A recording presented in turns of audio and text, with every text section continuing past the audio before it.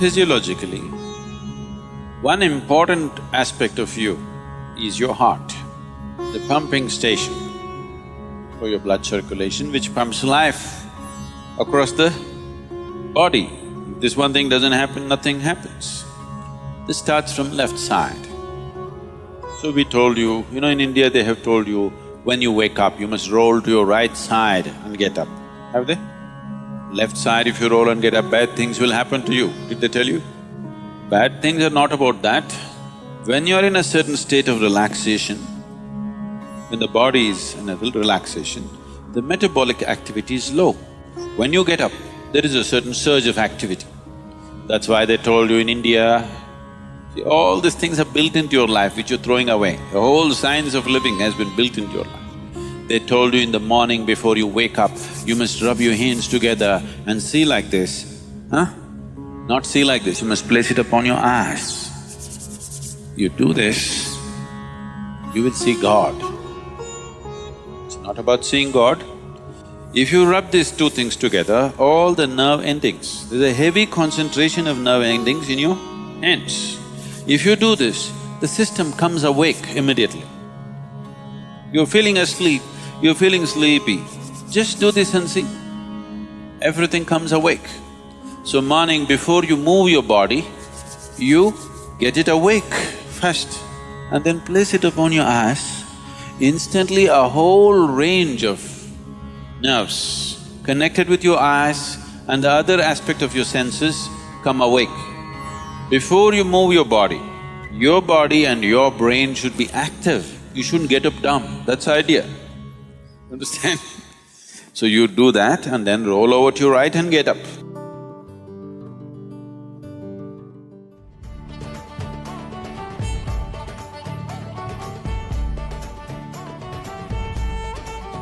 What kind of sounds come awake to will determine the context of the day and the future of your life in many ways.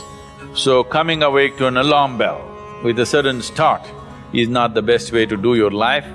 It is best that if you need a certain amount of if your body right now, because of the kind of food that you consume and the kind of thoughts and emotions that you process within yourself, accordingly you may… and the level of vibrance that you have managed within your body will determine how much sleep you need.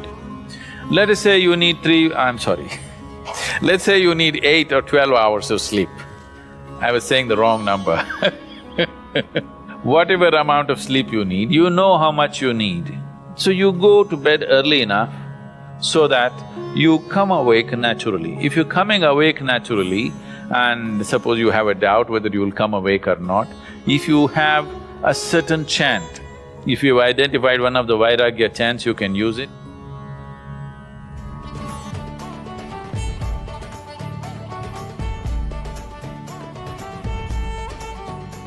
Many problems that human beings are suffering is simply because we have lost that awareness as to how to be in sync with the many forces. If you become in rhythm with life, you will also wake up somewhere after 3 a.m. At that time, if you sit up and do whatever process you have been initiated for, it will bear maximum fruit.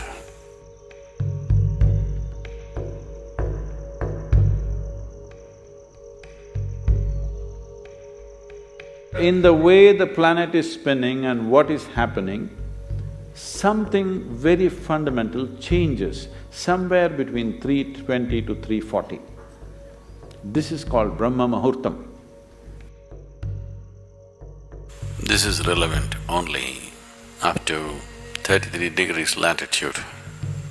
Your system, human system, functions in a certain way. It is a possibility.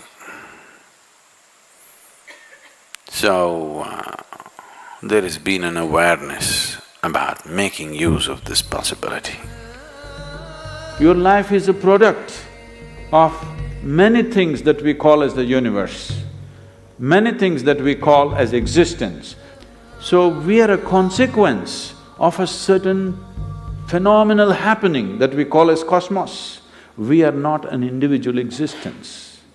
So when you get in sync, certain things will happen. All the many ailments, many problems that human beings are suffering is simply because we have lost that awareness as to how to be in sync with the many forces which are making us who we are. So yoga is to bring that sync so that you are in rhythm with life. If you become in rhythm with life, you will also wake up somewhere just after 3 a.m. If you're conscious, suddenly a certain spark of aliveness will happen within you. Even if you're in deep sleep, you will come awake. This must happen to you. This means you're falling in sync with it. You're falling in sync with life.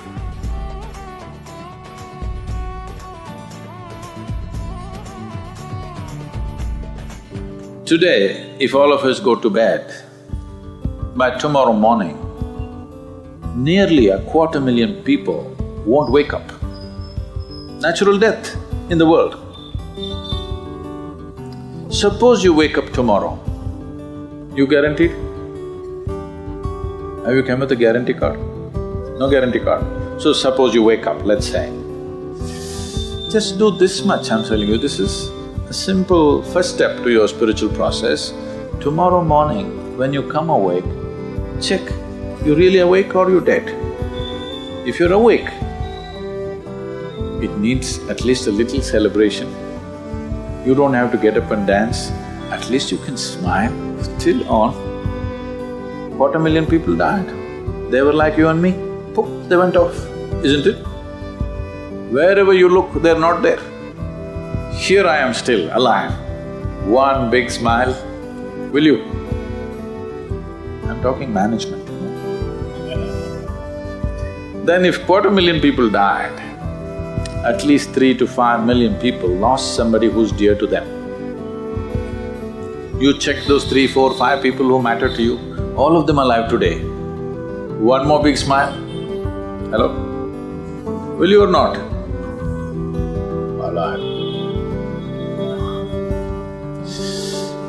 If suppose right now, we put a gun to your head, will you think it's a relief? No. You'll be terrorized, isn't it? So that's how precious it is to be alive, isn't it so? That's how precious it is for you to be alive. So tomorrow morning, 250,000 people died overnight, but you're still alive, does it not at least deserve a big smile, I'm asking you? And all the people who matter to you are all alive today. One more big smile?